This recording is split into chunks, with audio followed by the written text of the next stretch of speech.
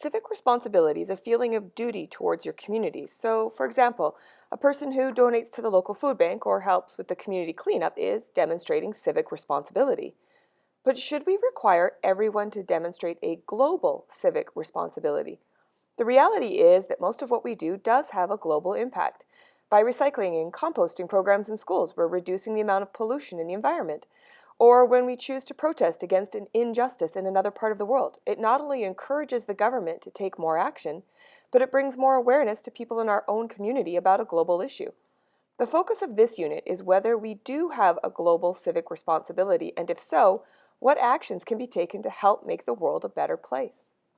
The first thing to look at is quality of life. We've already discussed this term, which looks at how happy you are versus your standard of living, which looks at your material well-being. Quality of life looks at your access to education and healthcare, the health of your environment, or whether you have a stable political system, even entertainment. Quality of life and standard of living are somewhat intertwined because studies have found that a low standard of living can cause stress, which then reduces your quality of life. But having a high standard of living can also cause stress. Often when we're looking at a country, we often first look at the GDP, or gross domestic product. That's the country's standard of living. And we have to be sure that we look at the GDP per capita. That's because it looks at the money divided by the number of people living there. China is a good example of this. Find out China's overall GDP compared to Canada's, and then look at their GDP per capita compared to Canada. In recent times, there's been a greater focus on measuring the quality of life in a region. The Genuine Progress Indicator looks at sustainable development and also considers the balance of pros and cons to economic development, including environmental and social impacts. In Bhutan, the government has adopted a gross national happiness policy that looks at many of these indicators.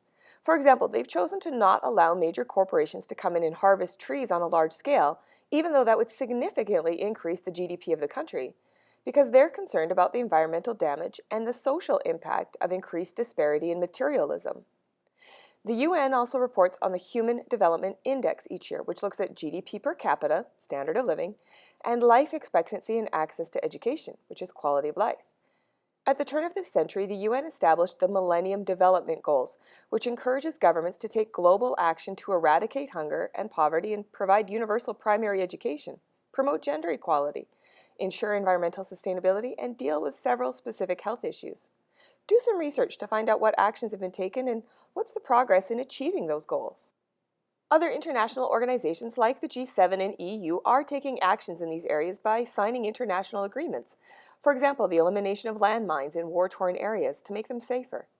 But powerful organizations like the WTO didn't really care about global civic responsibility until individuals began to protest, really starting with the 1999 protests in Seattle, Washington against globalization, specifically the mistreatment of coffee growers by major corporations like Starbucks.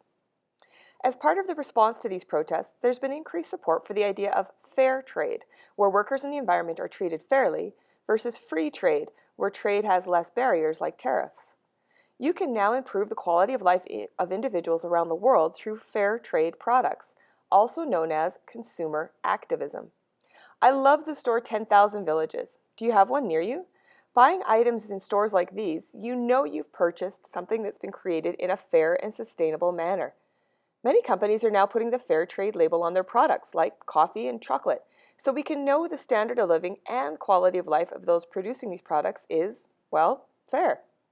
Companies are also adopting civic responsibility departments. For example, the company IKEA, who states they want low prices, but not at any price. In other words, not at the expense of the quality of life for anyone making their products. When you take action to purchase products that demonstrate a global consciousness, you're advocating for people around the world. This is also known as dollar voting, and it can be quite powerful. Corporations want to make money, and they do this by creating products that are in demand. Your demand will tell them what products to make. Technology has also allowed us to improve the quality of life for people in very remote areas. The transportation of vaccines has been made much more efficient, allowing for more people to be protected from diseases like malaria. Sharing information globally has also helped to stop the spread of disease, which, when it's widespread, we call a pandemic. In the early 20th century, the Spanish flu killed about 2.5% of the world population. Today, that'd be close to 80 million people. While in 2014, an Ebola pandemic, which could have been much more serious, killed approximately 12,000 people. still a terrible tragedy, but nothing compared to the Spanish flu. This is because international agencies like the World Health Organization and NGOs, or non-government organizations, like Doctors Without Borders, work to prevent the disease from spreading. Developed nations have the funds to research and develop important drugs that can prevent disease and share that information with the less developed nations. Of course, the issue is that many of those medical breakthroughs come because of the motive for profit, which means that doctors and scientists end up focusing on drugs desired in the developed world, where people can pay large sums for their drugs. At the turn of the century, many computer companies were looking at ways to provide access to technology in schools in developing nations. But laying landlines for internet access was very difficult and expensive. Now, through satellite and smartphone technology, it's so much easier to give students in, say, Central Africa or South America the same access to the information you have. Technology even makes it easier for families to migrate to other areas of the world, because they know they can keep in touch with their family members who stayed put. And those NGOs are better able to fundraise and organize themselves because of modern technology. Organizations like the Red Cross are very important because they're seen as being neutral. They aren't controlled by any Western government. Remember, in a previous unit, we talked about how developing nations may be suspicious of any foreign aid being given by a Western government because it could be seen as a Trojan horse or a sneaky way to recolonize them. NGOs don't want to control the government. They just want to provide humanitarian aid to people. Do some research on various NGOs and find out which one is the most effective in your mind.